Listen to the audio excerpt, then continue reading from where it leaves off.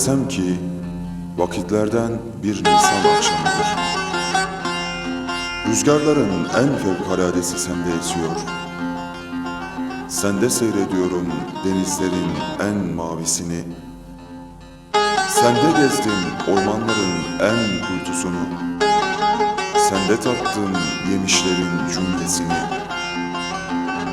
Desem ki sen benim için ekmek kadar mübarek, su kadar azizsin, nimettensin.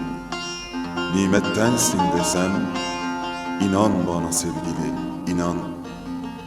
Şayet bir gün duyulmayacak olursa sesim, bil ki o gün öldüğüm gündür.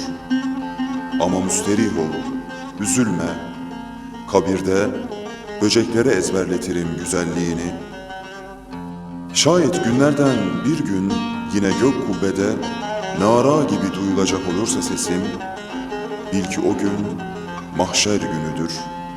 Ortalığa düşmüş seni arıyorum, seni arıyorum, seni arıyorum, seni arıyorum.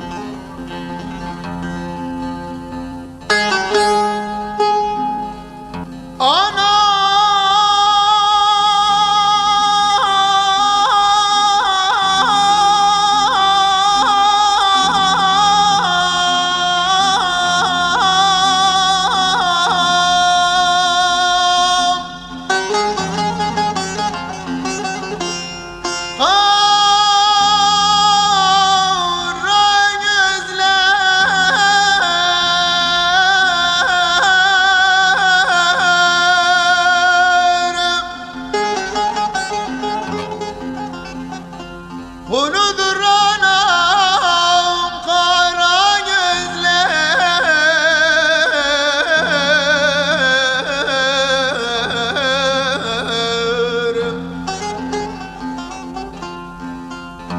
Anam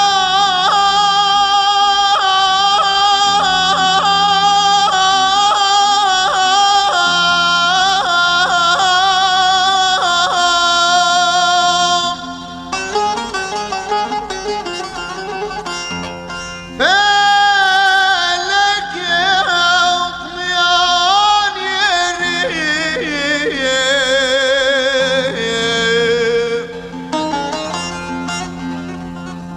oğul yıkıyor kara gözler.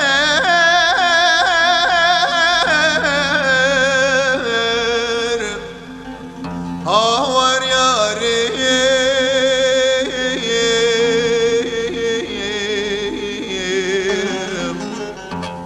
zalim yarim,